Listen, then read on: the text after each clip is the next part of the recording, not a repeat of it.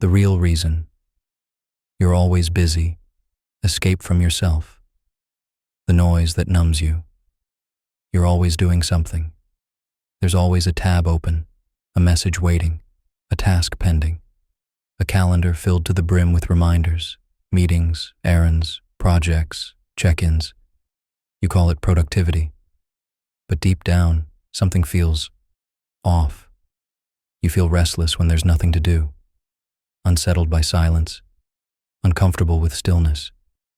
And so you keep going, keep moving, keep filling the gaps. Because in the silence, there's a sound you've been trying not to hear. It's the voice beneath all the doing, the voice of you.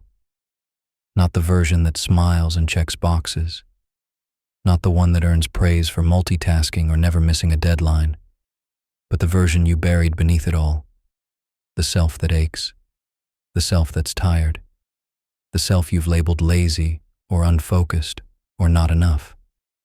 And so, you run. You run into schedules, into screens, into planning, optimizing, performing. You run because slowing down would mean facing the quiet, and the quiet would mean facing you. But here's the secret you've sensed all along. Busyness isn't always ambition. Sometimes it's avoidance. You've become excellent at escaping, not into bad things, but into acceptable ones, into work, into helping, into staying on top of things. You hide in excellence. You disappear into usefulness. You drown in relevance. And all the while, the parts of you that long for attention, your grief, your confusion, your unmet needs, sit quietly in the background, wondering when you'll finally stop running. Because productivity is safe. It earns approval. It gives you something to show for your pain. But healing? Healing is slow. It's quiet. It doesn't come with a certificate. That's why it's harder.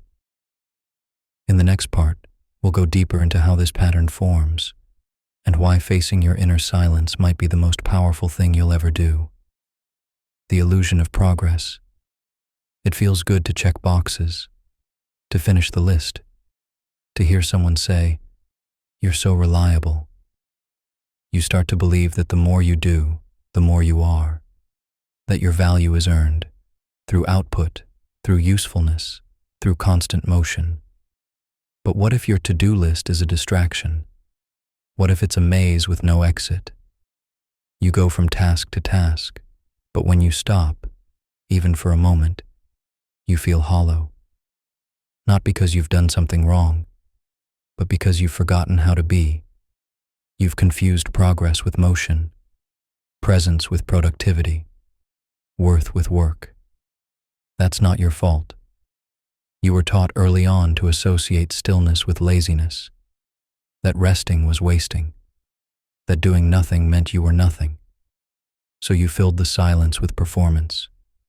You turned self-worth into a scoreboard. You made peace with a life that applauded you for always being tired. But exhaustion isn't a badge of honor. It's a warning light.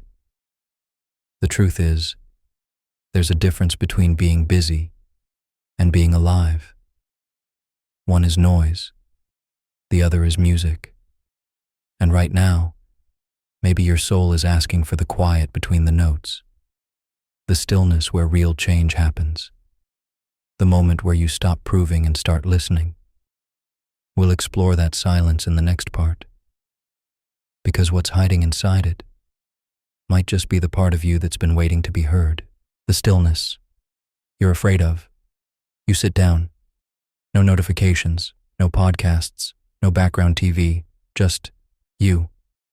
And within minutes, you feel the itch to scroll, to check, to clean, to open your laptop, just for a second. Because stillness doesn't feel peaceful.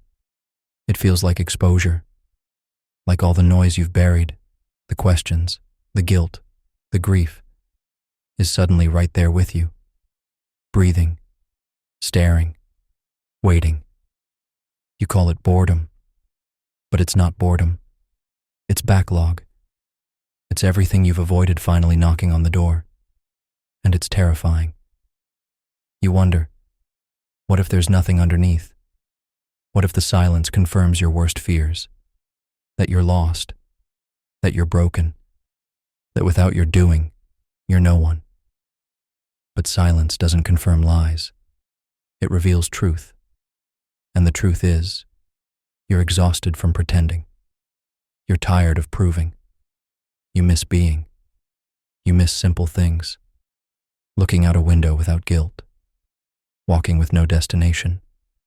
Laughing without an audience. You miss you. And maybe the reason you're always busy is because deep down, you believe there's something wrong with the quiet person underneath it all. But what if that's the real you?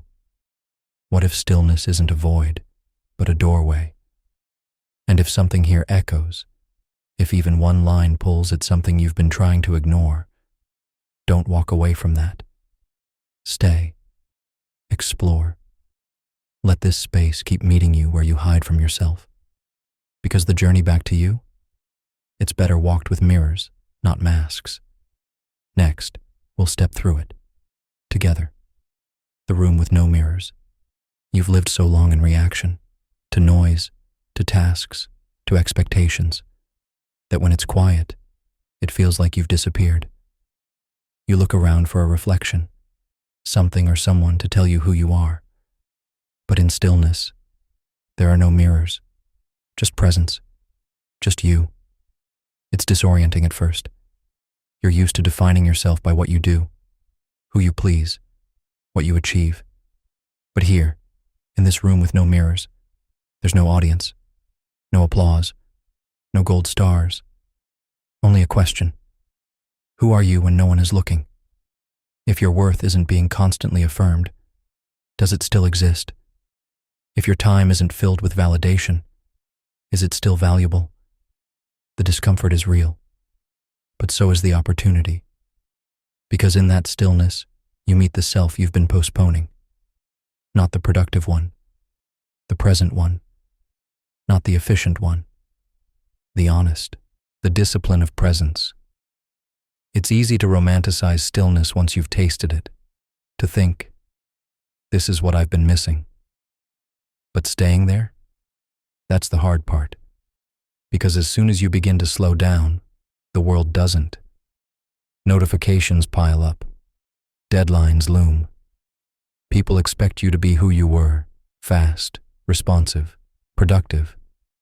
And you start to wonder if this new slowness is selfish, if taking space is indulgent, if choosing presence means failing at everything else. That's the lie busyness sells you, that your life only matters when it's being filled. But here's the truth. Presence is not passive. It's a discipline. A quiet, stubborn returning to the now, again and again, when everything in you wants to flee. It's choosing to feel what you feel, even when it's uncomfortable. It's breathing through the noise of your mind. It's pausing long enough to hear what your body's been trying to say. And yes, presence will cost you something. It might cost you approval. It might cost you momentum. It might even cost you some relationships that depended on your constant distraction. But what you gain is greater. A life lived on purpose. A mind that's not always at war with itself. A soul that stops begging for attention in the form of burnout. You don't have to abandon your responsibilities, but you can meet them from a place of clarity, not compulsion. And that changes everything. Because when you're present, your yes means something. And so does your no. You no longer say yes out of fear. You no longer hustle for worth. You act from truth, not performance. In the final part, we'll walk into that new reality, not as an ideal, but as a choice. One breath at a time. A life that doesn't need escaping. So here you are, not performing, not running, just here. And maybe it's unfamiliar. Maybe your muscles still twitch for distraction. Maybe your mind still whispers that you should be doing more. But you're still here. And that is everything. You've stepped out of the race, not because you're giving up, but because you're waking up. You're learning that presence isn't a break from life. It is life. That your worth is not in the noise you create, but in the stillness you allow. That your power is not in how much you produce, but in how deeply you feel. You start choosing differently, not because someone told you to, but because your nervous system finally believes you deserve peace. You find joy in things that don't have outcomes, in moments that don't get posted, in time that isn't tracked. You begin to trust your inner rhythm more than the world's clock. You learn that rest isn't a pause between achievements. It's a practice of honoring your humanity. And the more you honor it, the less you need to run. You stop needing to earn your existence. You stop measuring your value in urgency. You become someone who can sit with life, unedited, who can meet themselves without flinching. You become someone whose days are full, not busy, whose heart is open, not exposed, whose mind is clear, not constantly proving. Because the truth is, you were never broken, just buried under noise, under shoulds, under the fear of being ordinary. But presence unearths you, and what it reveals is whole, not perfect, but whole.